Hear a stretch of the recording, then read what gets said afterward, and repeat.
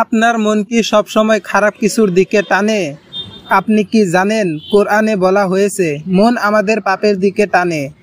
আজ জানবো এর কারণ ও সমাধান। ইসলামের আলোকে মনের অবস্থা ও আত্মশুদ্ধির পথ। আসসালামু আলাইকুম ওয়া রাহমাতুল্লাহ। প্রিয় দর্শক, আজকের আলোচনার বিষয় ইসলামিক দৃষ্টিকোণ থেকে মনের অবস্থা বা নফসের অবস্থাগুলি এবং কিভাবে আমরা আত্মশুদ্ধির মাধ্যমে আল্লাহর সন্তুষ্টি অর্জন করতে পারি। চলুন শুরু করি আল্লাহর নাম নিয়ে। মনের তিনটি অবস্থা। ইসলামী মনোবিজ্ঞানে নফস শব্দটি মূলত আত্মা বা মনকে বোঝায়। কুরআন ও হাদিসে নফসের তিনটি স্তরের কথা বলা হয়েছে। 1 নম্বর নফস আম্মারাহ অবস্থা, পাপপ্রবণ মন।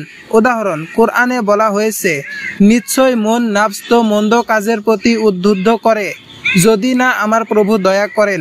সূরা ইউসুফ আয়াত 53।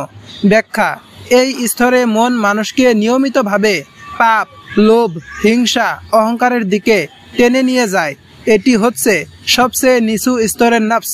2 নম্বর নফস লাওয়ামাহ অবস্থা, অনুতপ্ত বা আত্ম উপলব্ধির মন। উদাহরণ, আমি শপথ করি অনুতপ্ত আত্মার। সূরা কিয়ামাহ আয়াত 2। ব্যাখ্যা, এই স্তরে পৌঁছালে একজন ব্যক্তি পাপ করার পর অনুতপ্ত হয়, নিজেকে প্রশ্ন করে, পরিতাপ করে। এটি আত্মশুদ্ধির সূচনা। 3 নম্বর নফস মুতামাইন্নাহ অবস্থা, শান্ত পরিপূর্ণ আত্মা। উদাহরণ, হে শান্ত আত্মা, ফিরে এসো তোমার প্রভুর দিকে, তুমি সন্তুষ্ট এবং তোমার প্রভু তুমিতে সন্তুষ্ট। সূরা আল ফজর আয়াত 27 ও 28। ব্যাখ্যা, এই স্তরের নফস হচ্ছে সর্বোচ্চ স্তর, যে মন আল্লাহর উপর পূর্ণ বিশ্বাস স্থাপন করে, ধৈর্যশীল হয় এবং হারাম কাজ থেকে নিজেকে বিরত রাখে। কিভাবে আমরা আমাদের নফসকে উন্নত করতে পারি? 1 নম্বর তাওবা ও ইস্তিগফার, প্রতিনিয়ত পাপ থেকে ক্ষমা চাওয়া। 2 নম্বর কুরআন ও হাদিস চর্চা, আল্লাহর বাণী হৃদয়ে ধারণ। 3 নম্বর সালাত ও জিকির, অন্তরের প্রশান্তি অর্জনের পথ। 4 নম্বর নফসের বিরুদ্ধে জিহাদ, নিজের খারাপ প্রবৃত্তির সঙ্গে যুদ্ধ করা। 5 নম্বর ভালো সঙ্গ, নেককার লোকদের সান্নিধ্যে থাকা। দর্শকগণ, ইসলাম আমাদের আত্মাকে পরিশুদ্ধ করার স্পষ্ট পথ দেখিয়েছে।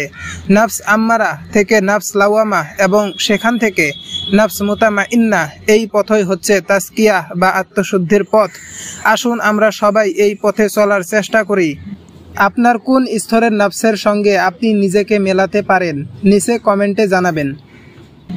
আপনাদের যদি ভিডিওটি ভালো লেগে থাকে তবে লাইক দিন, শেয়ার করুন এবং আমাদের চ্যানেলটি সাবস্ক্রাইব করতে ভুলবেন না।